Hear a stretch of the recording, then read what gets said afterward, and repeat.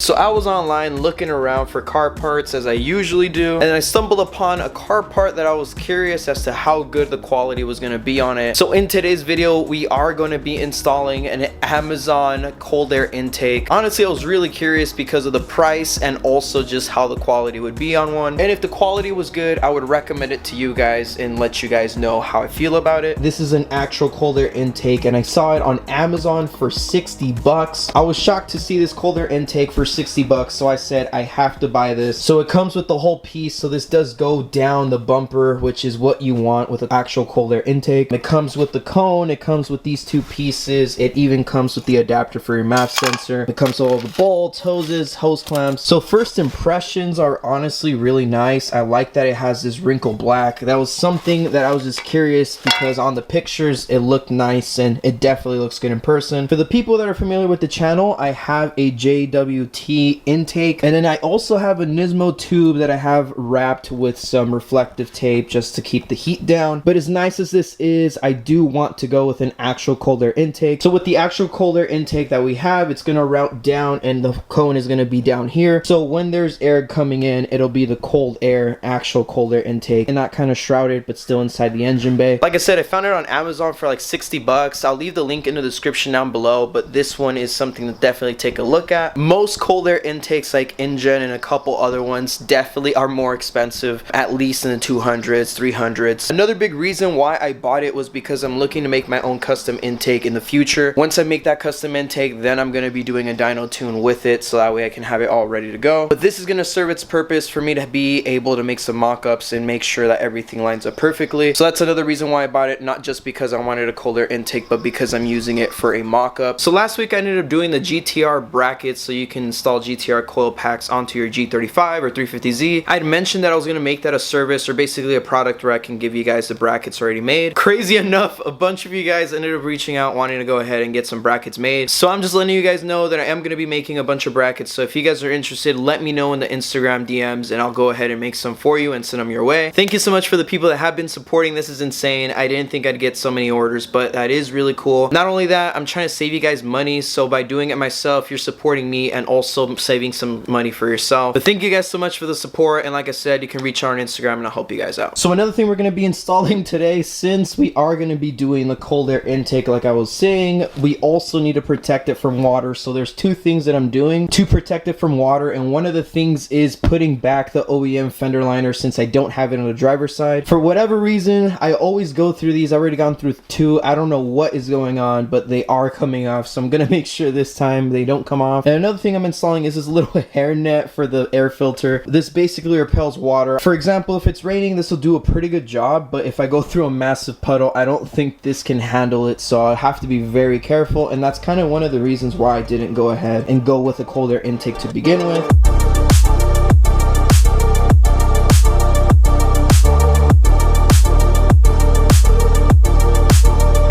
Alright guys, so now that the intake is out, I wanted to show you guys the difference between the Nismo one and the Amazon one. So as far as the diameters go, they are the exact same. I put them up against each other, exact same. And another thing with the Amazon one that I didn't expect is it is mandrel bent. For the people that don't know, mandrel bent is basically the best way of bending tubes. So this Nismo one is mandrel bent, and then this one from Amazon is mandrel bent as well, which is really nice, especially for the price. That is really nice. I'm definitely surprised with the quality of the intake so far. So let me go ahead and mock everything up and I'll show you guys after.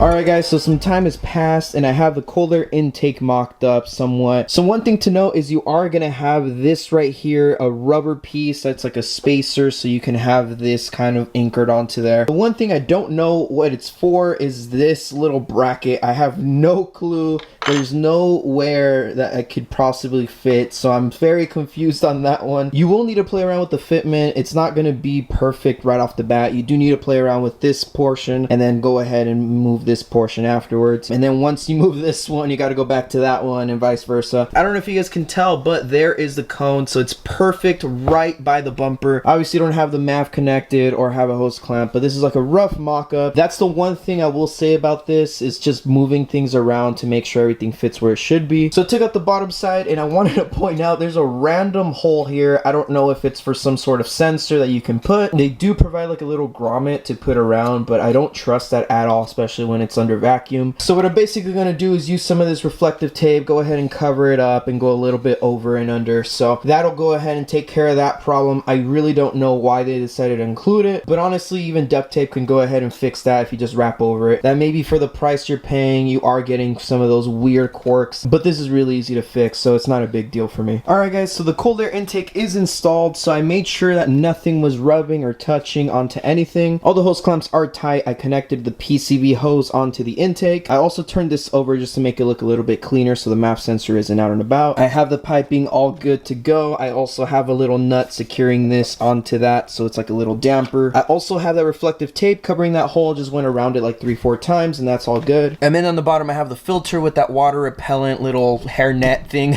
So that's basically me installing this, and it came out really well now. Nothing is touching, everything came out great. So now that the intake is on the car, I need to install the fender liner. That's like the last piece that I want to install so I can make sure that when it rains, I don't have to worry about the water going into my intake and basically messing up my engine. Even though I live in California, I still want to install it. I want to make sure that I have that so the filter doesn't get dirty. And if and when it does rain, I'll have some protection instead of having no protection at all. So once I install the fender liner, we're going to go ahead and take the car out for a spin, give it a little shakedown run, see if it feels any different or if it sounds any different, and then after that, I'll give you guys my final thoughts.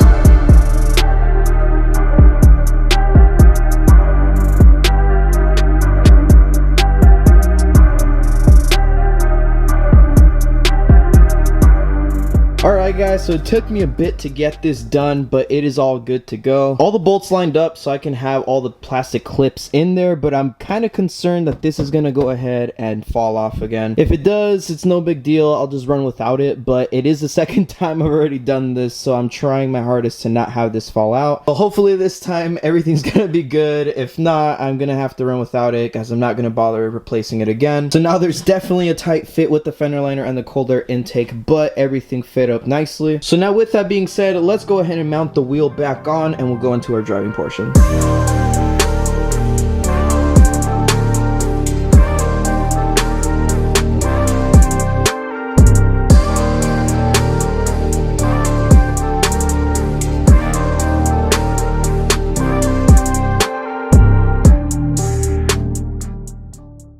Alright guys, so we have the driving portion now. So what I did last night was reset the ECU by disconnecting the battery. After that, I have this program which is NDS2, and it helps out with basically compensating for fuel. It's something that I like to do when I add a new part onto the G35. It really helps with the air to fuel ratio. I realized this when I did the test pipes install. I ended up doing that and it made a huge difference. When I installed the test pipes and I drove the car, it actually drove really lean and I could feel it. It felt like an eco mode. So the car just wasn't running right, it wasn't performing right, so I ended up doing that clear relearn and it helped with the air to fuel ratio and the car felt a million times better. And by doing that, you're basically forcing it to relearn the proper air to fuel ratio with the stuff that the car has now. It's not necessarily a tune, but it does help out with correction to the mods you have on your car. Obviously, it's not going to be as aggressive, it's going to somewhat compensate, but it makes it run a lot safer so I can daily drive this no problem and also beat on it a little bit. You guys can correct me in the comments below if you guys think I'm wrong, but when you disconnect your battery, it basically reverts it to the stock Infiniti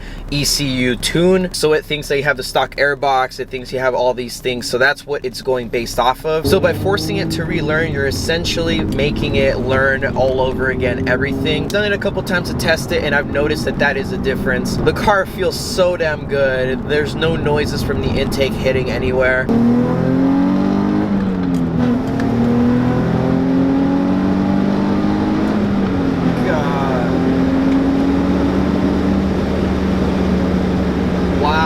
The car just feels so good. I don't know how to describe it. It feels so smooth.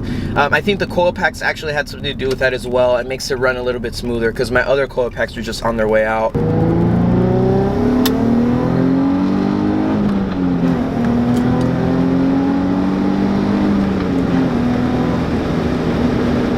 In the next couple weeks, I will show you guys the program I'm talking about. I just want to get more familiar with it so I can show you guys all the features. But let's say you're installing parts, you're installing headers, test pipes, the car is going to run funky, so you want to make sure that it's at least running safe-ish, safe enough to make it to your tuner so you don't have to get it towed or anything. So there you guys have it. That is all for this video. I love the intake, and I love the fact that it is a cold air intake for $60. For the price you're paying and the quality it is, I definitely think it's worth it. It's worth taking a look at, so I'll leave the Amazon link in the description. I'm doing a couple more things to the G35, and then I'm gonna go ahead and get it tuned. The people that I'm looking at right now is Saul, Nismo Nights. I'm looking at Church Automotive. I'm looking at Specialty Z. Those are like around my area that I'm willing to drive to. So that's gonna be all for this video. Thank you guys so much for watching. I hope you guys did enjoy this video, letting you guys know on like a great deal for a cold air intake. But with all that being said, like, comment, and subscribe, and I'll see you guys in the next video.